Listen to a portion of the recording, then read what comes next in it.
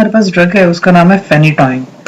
Phenytoin देखा जाए तो एक क्लिनिकली बहुत ही यूजफुल ड्रग है, स्पेसिफिकली इमरजेंसी की कंडीशंस में इस्तेमाल की जाती है।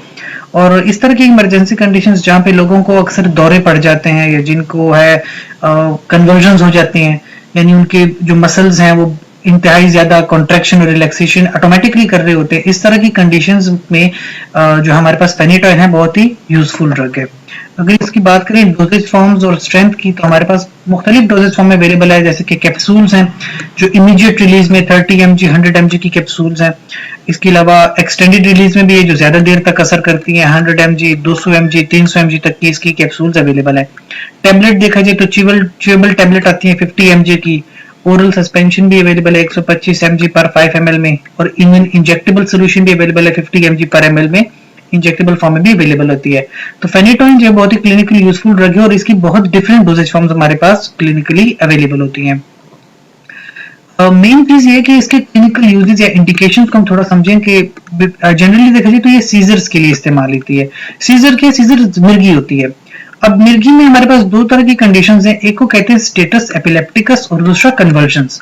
एपिलेप्सी या स्टेटस एपिलेप्टिकस ये भी एपिलेप्सी मिर्गी ही है। स्टेटस एपिलेप्टिकस ये है कि मिर्गी का किसी पेशेंट को अचानक से जब दौरा पड़ जाता है उस कंडीशन को हम कहते हैं स्टेटस एपिलेप्टिकस, और ये जानलेवा होता है। इसमें फौरन से जो है तकरीबन 5 मिनट के अंदर अंदर, अगर ये 5 मिनट तक का है, एक तो 5 मिनट के अंदर अंदर बंदा इससे रिकवर हो जाए तो ठीक है।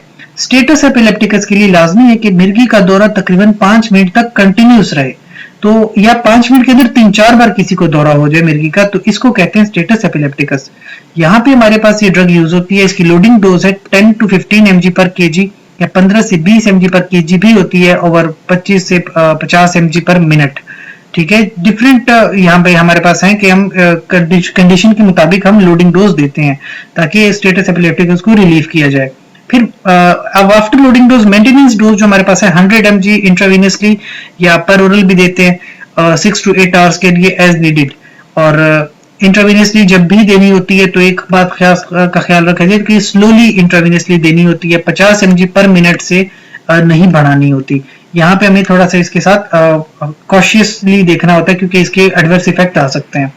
दूसरा कन्वर्जन है। कन्वर्जन ये होता है कि जो हमारे पास मसल्स हैं वो ऑटोमेटिकली कॉन्ट्रैक्शन और रिलैक्सेशन करते हैं, नहीं हमारे अपने कंट्रोल से बाहर हो जाते हैं, और जब वो खुद से ऑटोमेटिकली कॉन्ट्रैक्ट करते हैं तो पूरी बॉडी में जिस तरह एक मरोड़ सा आ जाते हैं, और फिर हमें उसमें रेस्पिरेटरी मसल्स भी कॉन्ट्रैक्शन रिलैक्सेशन में आ जाते हैं, और जिससे सांस लेने में बहुत ज्यादा मुश्किल हो जाती है। तो यहाँ पे भी एक इमरजेंसी की तरफ कंडीशन है और वहां पे भी वो मोहलिक साबित हो सकता है। तो उसके लिए भी हम फेनिटॉइन का इस्तेमाल करते हैं। टैबलेट फॉर्म में देखा जाए तो 100 mg पर ओरल टीआईडी या सस्पेंशन देखी जाए 125 mg पर ओरल टीआईडी में यूज होती है हमारे पास फेनिटॉइन। वार्निंग्स में ये कि जैसे मैंने कहा था कि जब भी आपने इंट्रावेनसली देना है तो उसको 50 mg पर मिनट से बढ़ाना नहीं होता, वरना तो रिस्क है हाइपोटेंशन का और एरिथमिया का, जिसकी वजह से मतलब कार्डियोवास्कुलर प्रॉब्लम्स हो जाती हैं। और इसके लिए साथ साथ अगर किसी पेशेंट को जाती भी है इंट्रावेनसली तो कार्डियक मॉनिटरिंग नीडेड होती है इस केस में।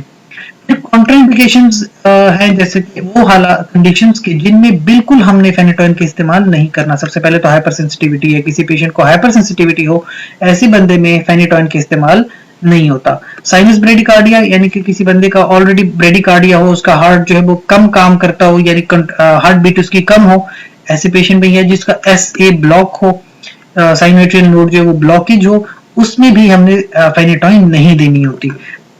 इसके साथ साथ अगर किसी बंदे का आपने बीटा ब्लॉकर्स या कैल्शियम चैनल ब्लॉकर दिए हैं तब भी आप अवॉइड करते हो साथ में फेनिटॉइन देने से। That was all about phenytoin कि हमारे पास एक बहुत ही क्लिनिकली यूजफुल ड्रग है, लाइफ सेविंग ड्रग है कि किसी भी पेशेंट को मिर्गी वगैरह के दौरे पड़ते हैं तो उसमें फेनिटॉइन का इस्तेमाल क्लिनिकली बहुत ज्यादा होता है।